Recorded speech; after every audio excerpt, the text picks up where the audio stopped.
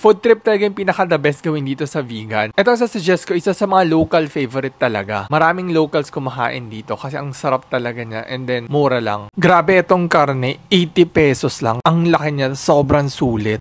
Dito lang yan sa may First Sinanglawan. Actually, sa tapat lang sila ng tennis court. Malapit sila dito sa may public market. Sobrang mabenta talaga yung sabaw nila. Imagine nakailang kaldero sila everyday. Tapos mga 1 PM, ubos na yan. Nagsa-start sa mga 5:30 na umaga. Best seller talaga nila dito, sinanglaw. 80 pesos yan per order. May laman, tapos may dugo na, tapos yung sabaw. May isang refill din pala kayo niya normally. And then for 90 pesos, may kasama ng rice. Yung sabaw kasi niya rich, no? Para ka nagbulalo na medyo may hint ng asim. Nasa inyo kung gusto niyo isawsaw sa suka or sa papaitan. Makapili pala kayo na kung gusto nyo ng laman, tawag dyan lasag, or gusto nyo ng laman loob. May dila, may intestine, at saka kung ano pa. Tapos normally kasama talaga to sa food trip. Wala na sila doon sa dati nilang pwesto sa post office ha. Suggest ko lakarin nyo na lang from Calle Crisologo. Mga 5 to 10 minutes